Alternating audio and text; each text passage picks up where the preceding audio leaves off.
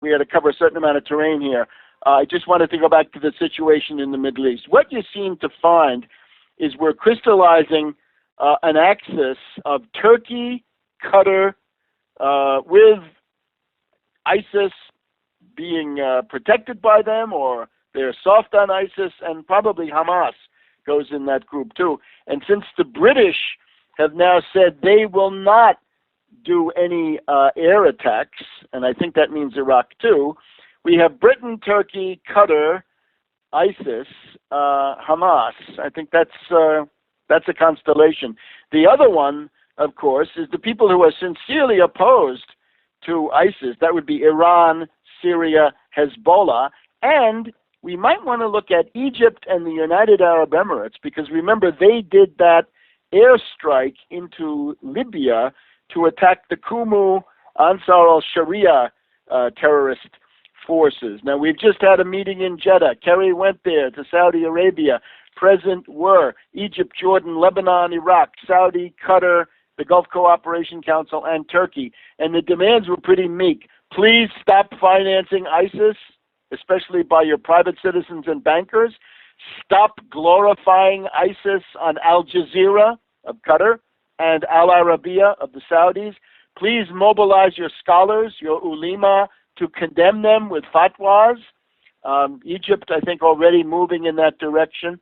And then there's this unfortunate thing about a training base. You do not want Saudi Arabia training anybody, because they'll turn out to be pretty much looking like ISIS. Now, today, Turkey has, they're hosting Kerry. And remember, the Turkish position now is Turkey refused to sign even this bland, vague support declaration for Kerry yesterday. Turkey is saying there'll be no use of Turkish bases for any attacks on ISIS. Hey, wait a minute. Those are NATO bases. And the U.S. has been paying through the nose military aid to Turkey. So, hey, Erdogan, you want to go with the U.S., you want to go with the Muslim Brotherhood, a useful alternative. And they also, they don't want to cooperate in any way. And they hide behind the fact, they say, oh, please have pity on us. We have 50 diplomats who were seized in northern Iraq. This is a cover story. So now on Sunday, Kerry will go on to Egypt.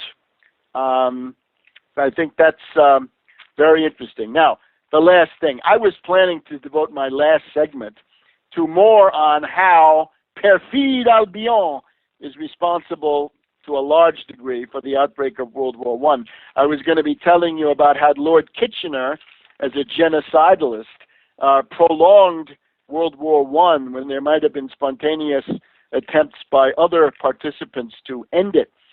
But this, we don't have time for it. I actually want to shift gears. You may not expect me to defend the existence of the United Kingdom, but I do. I am calling on the people of Scotland, vote no on this referendum. This is not a referendum about independence. Independence, dear friends, is not on the table. They're offering you localism. They're offering you particularism. They're offering you the equivalent of a Bantustan, the Royal Scottish Bantustan of local control, autogestion, community control, and divide and conquer. It will be a micro-state, a mini-state, a rump state, may quickly become a failed state. Independence is not on the table. That's a cruel hoax. And in particular, you're going to get the British pound controlled by the Bank of England. We got Krugman usefully getting into the act this week saying that this is a recipe for disaster. The Bank of England is going to control your currency, and you call that independence? That's not independence. And you're going to have the Queen as the head of state.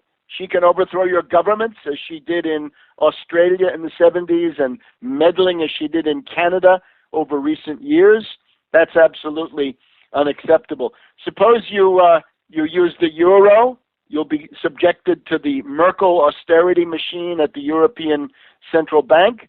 If you go with the pound, we've said it, you'll be under the control of Threadneedle Street. Suppose you have your own currency. That will go the way of the Icelandic crown. driven down to about 1/3 of its value, and your living standard driven down to the same level.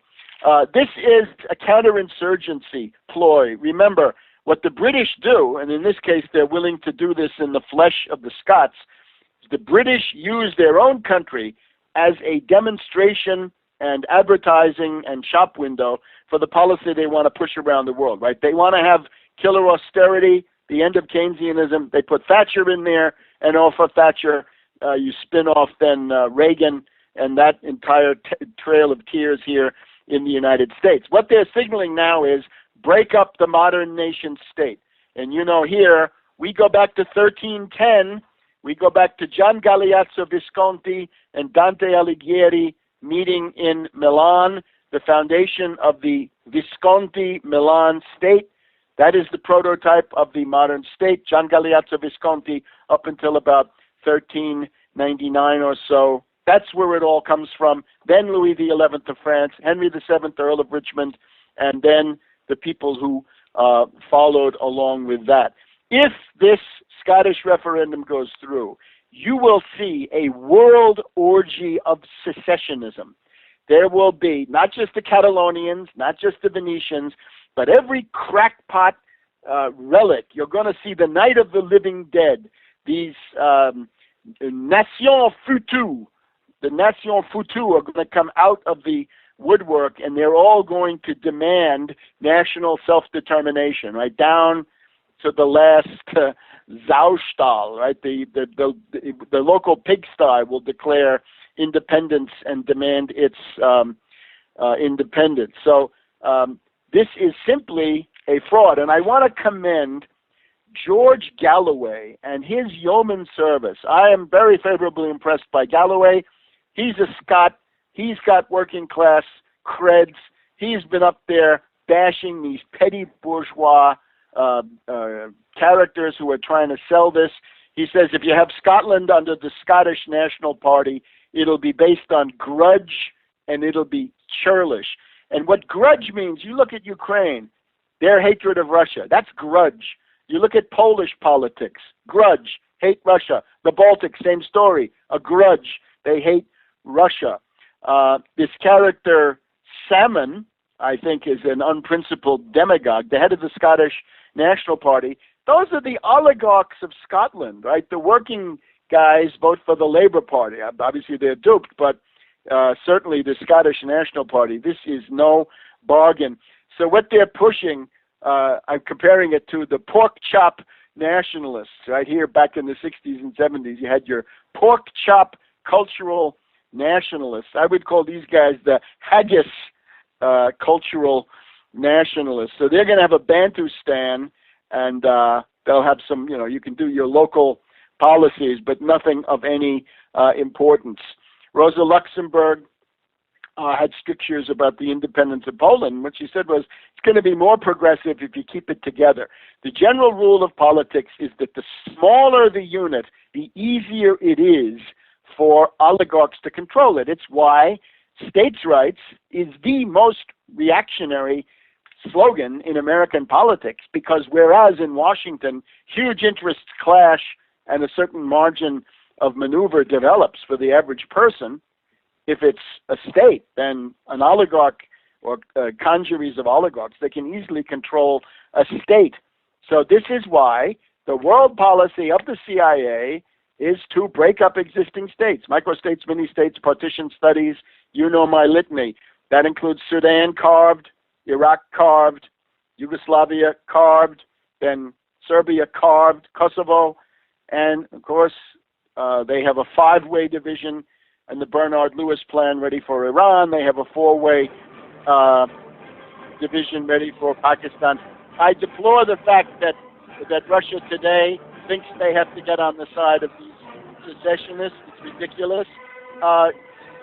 Galloway provides a very good antidote. So vote no, and we'll see you next week.